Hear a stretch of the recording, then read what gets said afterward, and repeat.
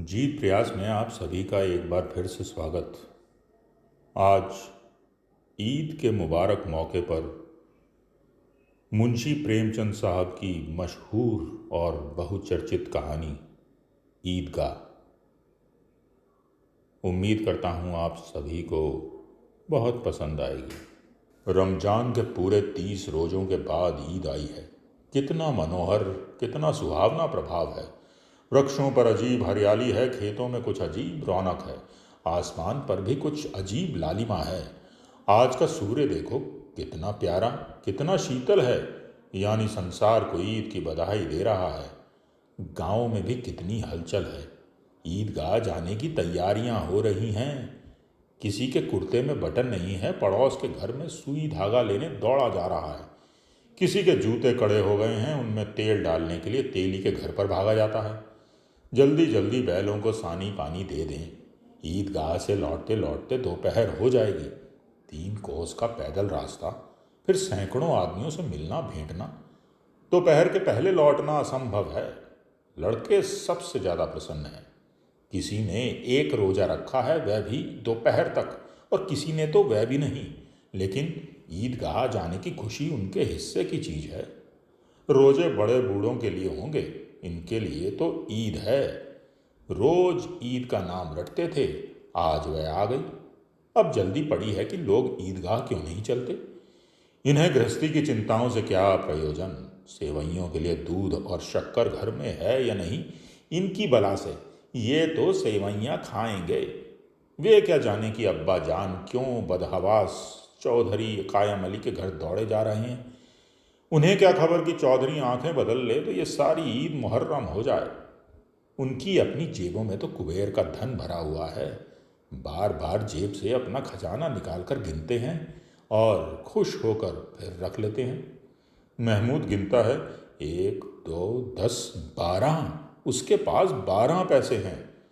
मोहसिन के पास 1 2 3 8 9 15 15 पैसे हैं। इन्हीं अनगिनती पैसों में अनगिनती चीज़ें लाएंगे। खिलौने, मिठाइयाँ, बिगुल, गेंद और जाने क्या क्या। और सबसे ज़्यादा प्रसन्न है हामिद। वह 4-5 साल का गरीब सूरत दुबला पतला लड़का, जिसका बाप गत वर्ष हैजे की भेंट हो गया और माँ न जाने क्यों पीली होती होती एक दिन मर गई। किसी को पता ही ना चला कि क्या बीमारी है। कहती भी तो कौन सुनने वाला था। दिल पर जो कुछ बीतती थी वह दिल में ही सहती थी, और जब ना सहा गया तो संसार से विदा हो गई। अब हामिद अपनी बूढ़ी दादी अमीना की गोद में सोता है और उतना ही प्रसन्न है। उसके अब्बा जान रुपए कमाने गए हैं, बहुत सी थैलियाँ लेकर आएंगे। अम्मी जान अल्लाह मियाँ के घर से उसके लिए बड़ी अच्छी अच्छी चीज़ें लाने गई हैं, इसलिए हामिद प्रसन्न है। आशा तो बड़ी चीज़ है, और फिर बच्चों की आशा, उनकी कल्पना तो राई का पर्वत बना लेती है। हामिद के पाँव में जूते नहीं हैं, सिर पर एक पुरानी धुरानी टोपी है जिसका गोटा काला पड़ गया है, फिर भी वह प्रसन्न है। जब उसके अब्बा मियाँ थैलियाँ और अम्मी जान नियामतें लेकर आएंगी तो वह दिल से अरमान निकाल लेगा। तब देखेगा मोहसिन, नूरे और सम्मी कहाँ से उतने पैसे निकालेंगे। अभागिन अमीना अपनी कोठरी में बैठी रो रही है। आज ईद का दिन, उसके घर में दाना नहीं। आज आबिद होता तो क्या इसी तरह ईद आती और चली जाती। इस अंधकार और निराशा में वह डूबी जा रही है। किसने बुलाया था इस निगौड़ी ईद को। इस घर में उसका काम नहीं, लेकिन हामिद, उसे किसी के मरने जीने से क्या मतलब। उसके अंदर प्रकाश है और बाहर आशा। विपत्ति अपना सारा दल बल लेकर आए, हामिद की आनंद भरी चितवन उसका विध्वंस कर देगी। हामिद भीतर जाकर दादी से कहता है, तुम डरना नहीं अम्मा, मैं सबसे पहले आऊँगा, बिल्कुल ना डरना। अमीना का दिल कचोट रहा है। गांव के बच्चे अपने अपने बाप के साथ जा रहे हैं। हामिद का बाप अमीना के सिवा और कौन है। उसे कैसे अकेले मेले जाने दे। उस भीड़ भाड़ में बच्चा कहीं खो जाए तो क्या हो। नहीं, अमीना उसे यूं न जाने देगी। नन्ही सी जान, 3 कोस पैदल चलेगा कैसे। पैर में छाले पड़ जाएंगे। जूते भी तो नहीं हैं। थोड़ी थोड़ी दूर पर उसे गोद में ले लेती, लेकिन यहाँ सेवैयाँ कौन पकाएगा। पैसे होते तो लौटते लौटते सब सामग्री जमा करके चटपट बना लेती। यहाँ तो घंटों चीजें जमा करने लगेंगे। मांगे का ही तो भरोसा ठहरा। उस दिन फहीमन के कपड़े सिले थे, 8 आने पैसे मिले। उस सठन्नी को ईमान की तरह बचाती चली आती थी इसी ईद के लिए, लेकिन कल गवालन सिर पर सवार हो गई तो क्या करती। हामिद के लिए कुछ नहीं है तो 2 पैसे का दूध तो चाहिए ही। अब तो कुल 2 आने पैसे बचे हैं। 3 पैसे हामिद की जेब में, 5 अमीना के बटवे में। यही तो बिसात है और ईद का त्योहार। अल्लाह ही बेड़ा पार लगावे। धोबन और नाइन और मेहतरानी और चूड़ीहारन सभी तो आएंगी। सभी को सेवैयाँ चाहिए और थोड़ा किसी को आंखों लगता नहीं। किस किस से मुंह चुराएगी। और मुंह क्यों चुराए। साल भर का त्योहार है। जिंदगी खैरियत से रहे, उनकी तकदीर भी तो उसी के साथ है। बच्चे को खुदा सलामत रखे, ये दिन भी कट जाएंगे। गांव से मेला चला और बच्चों के साथ हामिद भी जा रहा था। कभी सब के सब दौड़ कर आगे निकल जाते, फिर किसी पेड़ के नीचे खड़े होकर साथ वालों का इंतज़ार करते। यह लोग क्यों इतना धीरे धीरे चल रहे हैं। हामिद के पैरों में तो जैसे पर लगे हुए हैं। वह कभी थक सकता है। शहर का दामन आ गया। सड़क के दोनों ओर अमीरों के बगीचे हैं। पक्की 4 दीवारी बनी हुई है। पेड़ों में आम और लीचियाँ लगी हुई हैं। कभी कभी कोई लड़का कंकड़ी उठाकर आम पर निशाना लगाता है। माली अंदर से गाली देता हुआ निकलता है। लड़के वहाँ से 1 फरलांग पर हैं, खूब हंस रहे हैं। माली को कैसा उल्लू बनाया। बड़ी बड़ी इमारतें आने लगीं। यह अदालत है, यह कॉलेज और ये क्लब घर। इतने बड़े कॉलेज में कितने लड़के पढ़ते होंगे। सब लड़के नहीं हैं जी, बड़े बड़े आदमी हैं। सच, उनकी बड़ी बड़ी मूछें हैं। इतने बड़े हो गए अभी तक पढ़ने जाते हैं। ना जाने कब तक पढ़ेंगे और क्या करेंगे इतना पढ़कर। हामिद के मदरसे में 2-3 बड़े बड़े लड़के हैं, बिल्कुल 3 कौड़ी के। रोज मार खाते हैं, काम से जी चुराने वाले। इस जगह भी उसी तरह के लोग होंगे और क्या। क्लब घर में जादू होता है। सुना है यहाँ मुर्दों की खोपड़ियाँ दौड़ती हैं और बड़े बड़े तमाशे होते हैं, पर किसी को अंदर नहीं जाने देते। और वहाँ शाम को साहब लोग खेलते हैं। बड़े बड़े आदमी खेलते हैं, मूँछों दाढ़ी वाले। और मेमें भी खेलती हैं। सच, हमारी अम्मा को ये दे दो, क्या नाम है, बैट, तो उसे पकड़ ही ना सके, घुमाते ही लुढ़क जाएं। महमूद ने कहा, हमारी अम्मी जान का तो हाथ कांपने लगे, अल्लाह कसम। मोहसिन बोला, चलो मनो, आटा पीस डालती हैं, ज़रा सा बैट पकड़ लेंगी तो हाथ कांपने लगेंगे। सैकड़ों घड़े पानी रोज़ निकालती हैं, 5 घड़े तो तेरी भैंस ही पी जाती है। किसी मेम को 1 घड़ा पानी भरना पड़े तो आंखों तले अंधेरा छा जाए। महमूद, लेकिन दौड़ती तो नहीं, उछल कूद तो नहीं सकती। मोहसिन, हाँ उछल कूद तो नहीं सकती, लेकिन उस दिन मेरी गाय खुल गई थी और चौधरी के खेत में जा पड़ी थी। अम्मा इतना तेज दौड़ी कि मैं उन्हें ना पा सका। सच। आगे चले। हलवाइयों की दुकानें शुरू हुई। आज खूब सजी हुई हैं। इतनी मिठाइयाँ कौन खाता है। देखो ना, एक एक दुकान पर मनो होंगी। सुना है रात को जिन्नात आकर खरीद ले जाते हैं। अब्बा कहते थे कि आधी रात को एक आदमी हर दुकान पर जाता है और जितना माल बचा होता है तुलवा लेता है और सचमुच के रुपए देता है। बिल्कुल ऐसे ही रुपए। हामिद को यकीन ना आया। ऐसे रुपए जिन्नात को कहाँ से मिल जाएंगे। मोहसिन ने कहा, जिन्नात को रुपए की क्या कमी। जिस खजाने में चाहे चले जाएं, लोहे के दरवाजे तक उन्हें नहीं रोकते जनाब। आप हैं किस फेर में। हीरे जवाहरात तक उनके पास रहते हैं। जिससे खुश हो जाएं उसे टोकरों जवाहरात दे दिए।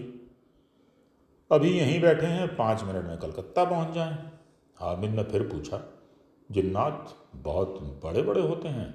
मोहसिन, एक एक सिर आसमान के बराबर होता है जी। ज़मीन पर खड़ा हो जाए तो उसका सिर आसमान से जा लगे, मगर चाहे तो एक लोटे में घुस जाए। हामिद, लोग उन्हें कैसे खुश करते होंगे। कोई मुझे ये मंत्र बता दे तो एक जिन को खुश कर लूँ। मोहसिन, अब ये तो मैं नहीं जानता, लेकिन चौधरी साहब के काबू में बहुत से जिन्नात हैं। कोई चीज़ चोरी हो जाए, चौधरी साहब उसका पता लगा देंगे और चोर का नाम फौरन बता देंगे। जुमराती का बछवा उस दिन खो गया था। 3 दिन हैरान हुए, कहीं ना मिला। तब झक मारकर चौधरी के पास गए। चौधरी ने तुरंत बता दिया, मवेशी खाने में है और वहीं मिला। जिन्नात आकर उन्हें सारे जहान की खबर दे जाते हैं।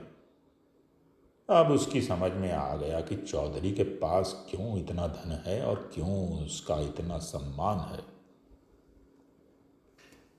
आगे चले, यह पुलिस लाइन है। यहीं सब कांस्टेबल कवायद करते हैं, रैटन फाय फो। रात को बेचारे घूम घूम कर पहरा देते हैं, कहीं चोरियां हो जाएं। मोहसिन ने प्रतिवाद किया, अरे ये कांस्टेबल पहरा देते हैं, तभी तुम बहुत जानते हो अजी हजरत, ये चोरी करते हैं। शहर के जितने चोर डाकू हैं सब इनसे मिले रहते हैं। रात को ये लोग चोरों से तो कहते हैं चोरी करो, और आप दूसरे मोहल्ले में जाकर जागते रहो पुकारते हैं। तभी इन लोगों के पास इतने रुपए आते हैं।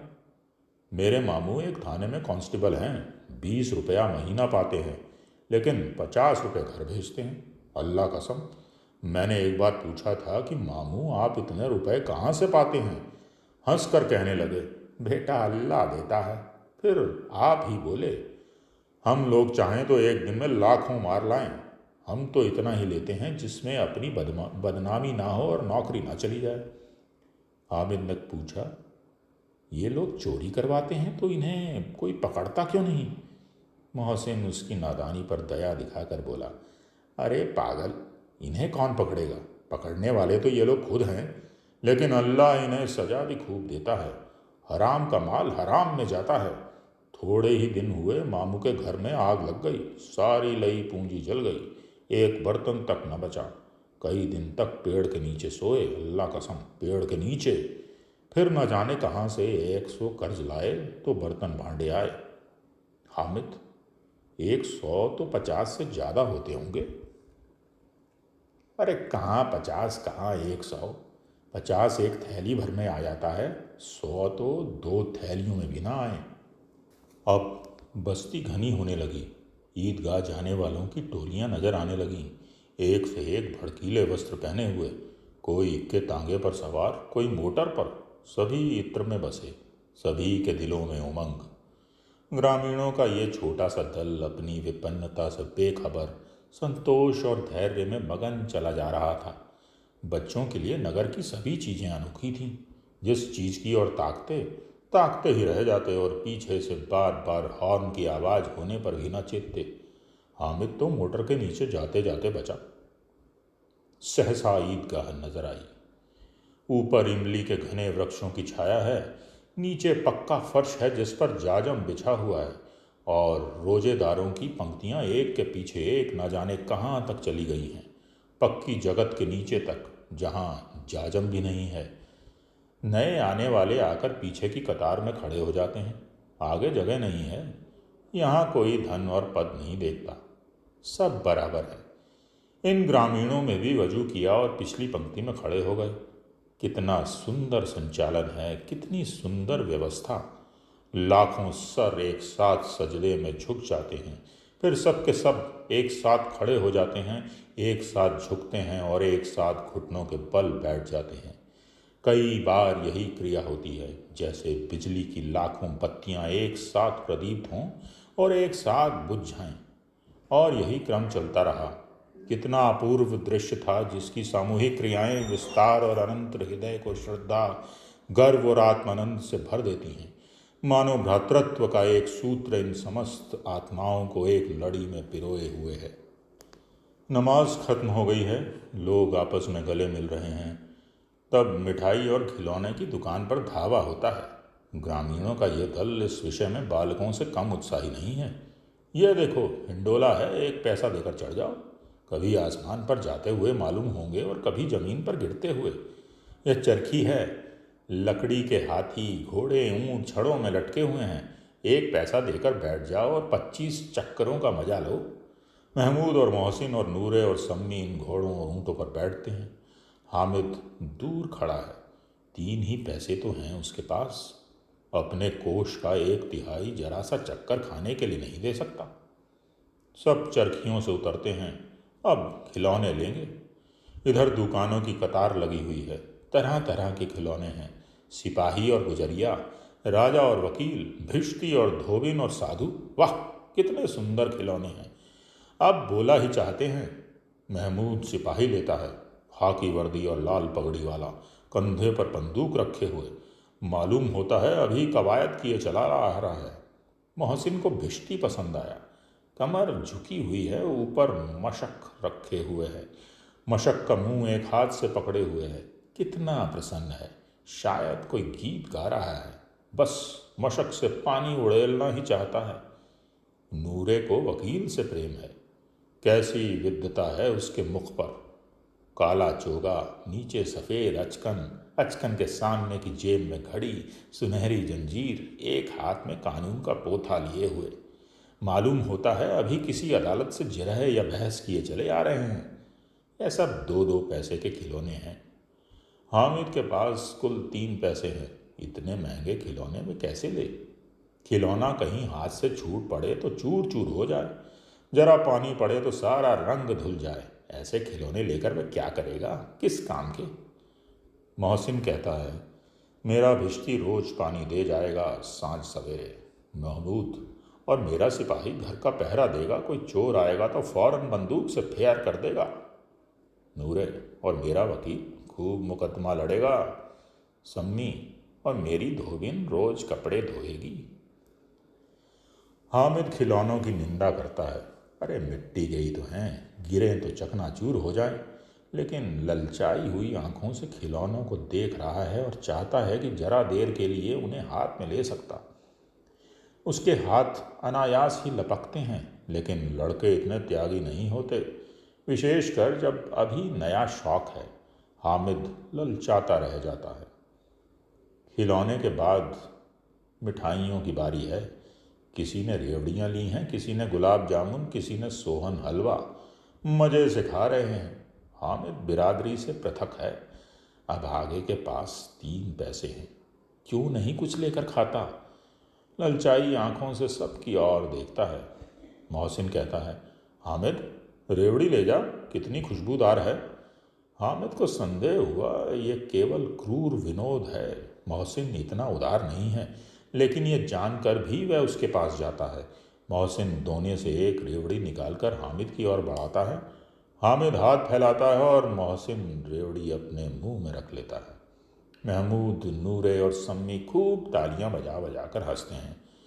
हामिद खिसिया जाता है। मोहसिन, अच्छा अब की ज़रूर देंगे हामिद, अल्लाह कसम ले जाओ। हामिद, अरे रखे रहो, क्या मेरे पास पैसे नहीं हैं? सम्मी, 3 ही तो पैसे हैं, 3 पैसे में क्या क्या लोगे? महमूद, हमसे गुलाब जामुन ले जाओ हामिद, मोहसिन बदमाश है। हामिद, मिठाई कौन बड़ी नेमत है, किताब में इसकी कितनी बुराइयां लिखी हैं। मोहसिन, लेकिन दिल से तो कह रहे होगे कि मिले तो खा लें, अपने पैसे क्यों नहीं निकालते? महमूद, हम समझते हैं इसकी चालाकी, जब हमारे सारे पैसे खर्च हो जाएंगे तो हमें ललचा ललचा कर खाएगा। मिठाइयों के बाद कुछ दुकानें लोहे की चीज़ों की, कुछ गिलट और कुछ नकली गहनों की। लड़कों के लिए यहाँ कोई आकर्षण ना था। वे सब आगे बढ़ जाते हैं। हामिद लोहे की दुकान पर रुक जाता है। कई चिमटे रखे हुए थे। उसे ख्याल आया दादी के पास चिमटा नहीं है। तवे से रोटियां उतारती हैं तो हाथ जल जाता है। अगर वह चिमटा ले जाकर दादी को दे दे तो वह कितनी प्रसन्न होंगी। फिर उनकी उंगलियां कभी ना जलेंगी। घर में एक काम की चीज़ तो आएगी। खिलौने से क्या फ़ायदा, व्यर्थ में पैसे खराब होते हैं। ज़रा देर ही तो खुशी होती है, फिर तो खिलौने को कोई आँख उठा कर नहीं देखता। ये तो घर पहुँचते पहुँचते टूट फूट बराबर हो जाएंगे, या छोटे बच्चे जो मेले में नहीं आए हैं जिद करके ले लेंगे और तोड़ डालेंगे। चिमटा कितने काम की चीज़ है। रोटियां तवे से उतार लो, चूल्हे में सेंक लो, कोई आग मांगने आए तो चटपट चूल्हे से निकाल कर आग उसे दे दो। अम्मा बेचारी को कहाँ फुर्सत की बाजार आए और इतने पैसे ही कहाँ मिलते हैं, रोज हाथ चला लेती हैं। हामिद के साथी आगे बढ़ गए हैं। छबील पर से सबके सब शरबत पी रहे हैं। देखो सब कितने लालची हैं। इतनी मिठाइयाँ ली, मुझे किसी ने एक भी ना दी। उस पर कहते हैं मेरे साथ खेलो, मेरा ये काम करो। अब अगर किसी ने कोई काम करने को कहा तो पूछूंगा, खाएं मिठाइयाँ, आप मुंह सड़ेगा, फोड़े फुंसियाँ निकलेंगी, आप ही जबान चटोरी हो जाएगी। तब घर से पैसे चुराएंगे और मार खाएंगे। किताब में झूठी बातें थोड़े ही लिखी हैं, मेरी जबान क्यों खराब होगी। अम्मा चिमटा देखते ही दौड़ कर मेरे हाथ से ले लेंगी और कहेंगी, मेरा बच्चा अम्मा के लिए चिमटा लाया है, कितना अच्छा लड़का है। इन लोगों के खिलौने पर कौन इन्हें दुआएं देगा। बड़ों की दुआएं सीधे अल्लाह के दरबार में पहुंचती हैं और तुरंत सुनी जाती हैं। मेरे पास पैसे नहीं हैं, तभी तो मोहसिन और महमूद यूं मिजाज दिखाते हैं। मैं भी इनसे मिजाज दिखाऊंगा। खेले खिलौने और खाएं मिठाइयाँ, मैं नहीं खेलता खिलौने, किसी का मिजाज क्यों सहूँ। मैं गरीब सही, किसी से कुछ मांगने तो नहीं जाता। आखिर अब्बा जान कभी ना कभी आएंगे, अम्मा भी आएंगी ही। फिर इन लोगों से पूछूंगा कितने खिलौने लोगे। एक एक को टोकरियों खिलौने दूं और दिखा दूं कि दोस्तों के साथ इस तरह का सलूक किया जाता है। ये नहीं कि एक पैसे की रेवड़ियाँ ली तो चिढ़ा चिढ़ा कर खाने लगे। सब के सब खूब हंसेंगे कि हामिद ने चिमटा लिया है, हंसें मेरी बला से। उसने दुकानदार से पूछा, ये चिमटा कितने का है। दुकानदार ने उसकी ओर देखा और कोई आदमी साथ न देखकर कहा, अरे तुम्हारे काम का चीज़ नहीं है, बिकाऊ है कि नहीं। बिकाऊ क्यों नहीं है, और यहाँ क्यों लादे आए हैं, तो बताते क्यों नहीं कि क्या पैसे का है। 6 पैसे लगेंगे। हामिद का दिल बैठ गया।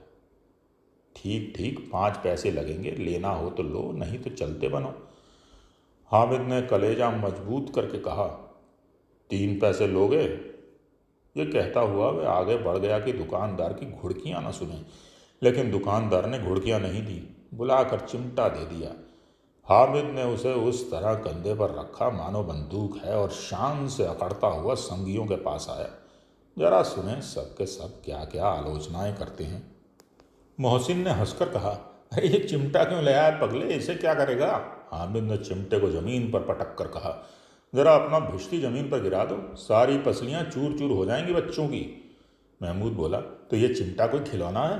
हामिद, खिलौना क्यों नहीं है, अभी कंधे पर रखा बंदूक हो गई, हाथ में लिया फकीरों का चिमटा हो गया। चाहूँ तो इससे मजीरे का काम ले सकता हूँ। एक चिमटा जमा दूँ तो तुम लोगों के सारे खिलौनों की जान निकल जाए। तुम्हारे खिलौने कितना ही जोर लगाएं, मेरे चिमटे का बाल भी बांका नहीं कर सकते। मेरा बहादुर शेर है चिमटा। सम्मी ने खंजरी ली थी, प्रभावित होकर बोला, मेरी खंजरी से बदलोगे, 2 आने की है। हामिद ने खंजरे की ओर उपेक्षा से देखा, मेरा चिमटा चाहे तो तुम्हारी खंजरी का पेट फाड़ डाले, बस एक चमड़े की झिल्ली लगा दी, ढप ढप बोलने लगी। जरा सा पानी लग जाए तो खत्म हो जाए। मेरा बहादुर चिमटा आग में, पानी में, आंधी में, तूफान में बराबर डट खड़ा रहेगा। चिमटे ने सभी को मोहित कर लिया था। अब पैसे किसके पास धरे हैं। फिर मेले से दूर निकल आए हैं। 9 कब के कब बज गए। धूप तेज हो रही है, घर पहुंचने की जल्दी हो रही है। बाप से भी जिद भी करें तो चिमटा नहीं ले सकते। हामिद है बड़ा चालाक, इसीलिए बदमाश ने अपने पैसे बचा रखे थे। अब बालकों के 2 दल हो गए हैं।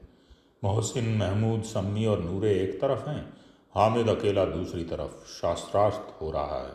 सम्मी तो विधर्मी हो गया, दूसरे पक्ष से जा मिला, लेकिन मोहसिन, महमूद और नूरे भी हामिद से 1-1, 2-2 साल बड़े हो जाने पर भी हामिद के आघातों से आतंकित हो उठे हैं। उसके पास न्याय का बल है और नीति की शक्ति। एक और मिट्टी है, दूसरी और लोहा। जो उस वक्त अपने को फौलाद कह रहा है, वह अजय है, घातक है। अगर कोई शेर आ जाए तो मियाँ भिश्ती के छक्के छूट जाएं, मियाँ सिपाही मिट्टी के बंदूक छोड़कर भागें, वकील साहब की नानी मर जाए, चोगे में मुंह छिपाकर जमीन पर लेट जाएं, मगर ये चिमटा, ये बहादुर, ये रुस्तम हिंद लपक कर शेर की गर्दन पर सवार हो जाएगा और उसकी आंखें निकाल लेगा। मोहसिन ने एड़ी चोटी का जोर लगाकर कहा, अच्छा पानी तो नहीं भर सकता। हामिद ने चिमटे को सीधा खड़ा करके कहा, भिश्ती को एक डांट बताएगा तो दौड़ा हुआ पानी लाकर उसके द्वार पर छिड़कने लगेगा। मोहसिन परास्त हो गया। महमूद ने कुमुक लगाई, अगर बच्चा पकड़ जाएं तो अदालत में बंधे बंधे फिरेंगे, तब तो वकील साहब के पैरों पड़ेंगे। हामिद इस प्रबल तर्क का जवाब न दे सका। उसने पूछा, हमें पकड़ने कौन आएगा? नूरे ने अकड़ कर कहा, यह सिपाही बंदूक वाला। हामिद ने मुंह चढ़ाकर कहा, अरे ये बेचारे हम बहादुर रिस्तम हिंद को पकड़ेंगे? अच्छा लाओ, अभी जरा कुश्ती हो जाए, इसकी सूरत देखकर दूर से भागेंगे। पकड़ेंगे क्या बेचारे? मोहसिन को एक नई चोट सूझ गई। तुम्हारे चिमटे का मुंह रोज आग में जलेगा। उसने समझा था कि हामिद लाजवाब हो जाएगा, लेकिन ये बात न हुई। हामिद ने तुरंत जवाब दिया, आग में बहादुर ही कूदते हैं जनाब। तुम्हारे ये वकील सिपाही और भिश्ती लौंडियों की तरह घर में घुस जाएंगे। आग में कूदना वह काम है जो ये रुस्तम हिंद ही कर सकता है। महमूद ने एक जोर और लगाया, वकील साहब कुर्सी मेज पर बैठेंगे, तुम्हारा चिमटा तो बावर्ची खाने में ज़मीन पर पड़ा रहेगा। इस तर्क ने सम्मी और नूरे को भी सजीव कर दिया। कितने ठिकाने की बात कही है पट्टे ने। चिमटा बावर्ची खाने में पड़ा रहने के सिवा और क्या कर सकता है? हामिद को कोई भड़कता हुआ जवाब न सूझा तो उसने धांधली शुरू की, मेरा चिमटा बावर्ची खाने में नहीं रहेगा। वकील साहब कुर्सी पर बैठेंगे तो जाकर उन्हें ज़मीन पर पटक देगा और उनका कानून उनके पेट में डाल देगा। बात कुछ बनी नहीं। खासी गाली गलौज थी, लेकिन कानून को पेट में डालने वाली बात छा गई। ऐसी छा गई कि तीनों सूरमा मुंह ताकते रह गए, मानो कोई धेलचा कनकौआ किसी गंडे वाले कनकौए को काट गया हो। कानून मुंह से बाहर निकलने वाली चीज है, उसको पेट के अंदर डाल दिया जाना बेतुकी सी बात होने पर भी कुछ नयापन रखती है। हामिद ने मैदान मार लिया। उसका चिमटा रुस्तम हिंद है। अब इसमें मोहसिन, महमूद, नूरे, सम्मी किसी को भी कोई आपत्ति नहीं हो सकती। विजेता को हारने वालों से जो सत्कार मिलना स्वाभाविक है, वह हामिद को भी मिला। औरों ने 3-3, 4-4 आने पैसे खर्च किए, पर कोई काम की चीज न ला सके। हामिद ने 3 पैसे में रंग जमा दिया। सच ही तो है, खिलौनों का क्या भरोसा, टूट फूट जाएंगे। हामिद का चिमटा तो बना रहेगा बरसों। संधि की शर्तें तय होने लगी। मोहसिन ने कहा, जरा अपना चिमटा दो, हम भी देखें। तुम हमारा भिश्ती लेकर देखो। महमूद और नूरे ने भी अपने अपने खिलौने पेश किए। हामिद को इन शर्तों को मानने में कोई आपत्ति न थी। चिमटा बारी बारी से सबके हाथ में गया और उनके खिलौने बारी बारी से हामिद के हाथ में आए। कितने खूबसूरत खिलौने हैं। हामिद ने हारने वालों के आंसू पहुँचे। अरे मैं तुम्हें चिढ़ा रहा था सच, ये चिमटा भला इन खिलौनों की क्या बराबरी करेगा। मालूम होता है अब बोले और अब बोले। लेकिन मोहसिन की पार्टी को इस दिलासे से संतोष नहीं होता। चिमटे का सिक्का खूब बैठ गया है। चिपका हुआ टिकट अब पानी से नहीं छूट रहा। मोहसिन, लेकिन इन खिलौनों के लिए कोई हमें दुआ तो ना देगा? महमूद, दुआ के लिए फिरते हो, उल्टे मार ना पड़ जाए। अम्मा जरूर कहेंगी कि मिट्टी से मेले में से ये मिट्टी के खिलौने ही मिले बस। हामिद को स्वीकार करना पड़ा कि खिलौनों को देखकर किसी की माँ इतनी खुश न होंगी जितनी दादी चिमटे को देखकर होंगी। 3 पैसों ही में तो उसे सब कुछ करना था और उन पैसों के इस उपयोग पर पछतावे की बिल्कुल ज़रूरत न थी। फिर अब तो चिमटा रुस्तम हिंद और सभी खिलौनों का बादशाह। रास्ते में महमूद को भूख लगी। उसके बाप ने केले खाने को दिए थे।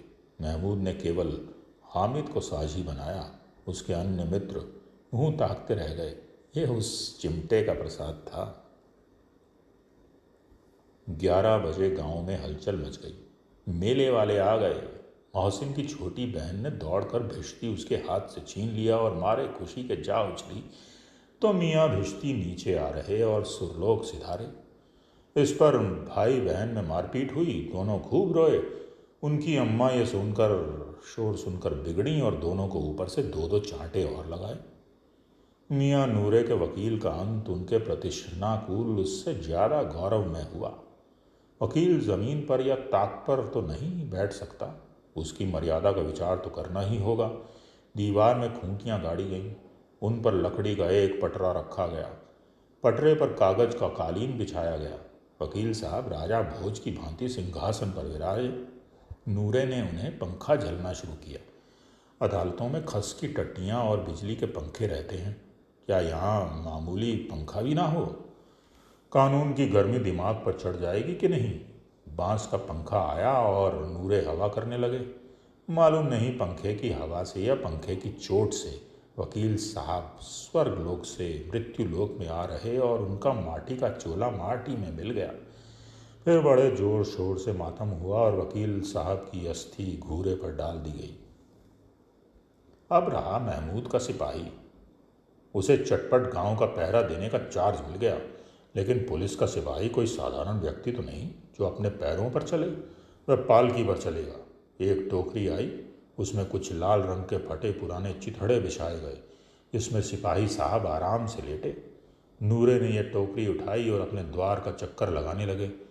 उनके दोनों छोटे भाई सिपाही की तरह छूने वाले जागते रहो पुकारते चलते हैं, मगर रात तो अंधेरी ही होनी चाहिए। महमूद को ठोकर लग जाती है, टोकरी उसके हाथ से छूट कर गिर पड़ती है और मियाँ सिपाही अपनी बंदूक लिए जमीन पर आ जाते हैं और उनकी एक टांग में विकार आ जाता है। महमूद को आज ज्ञात हुआ कि वह अच्छा डॉक्टर है। उसको ऐसा मरहम मिला गया कि इसने वह टूटी टांग को आनंद फानंद में छोड़ सकता है। केवल गूलर का दूध चाहिए, गूलर का दूध आता है। टांग जवाब दे देती है। शल्य क्रिया असफल हुई, तब उसकी दूसरी टांग भी तोड़ दी जाती है। अब कम से कम एक जगह आराम से बैठा तो जा सकता है। एक टांग से तो ना चल सकता था ना बैठ सकता था। अब वह सिपाही सन्यासी हो गया है।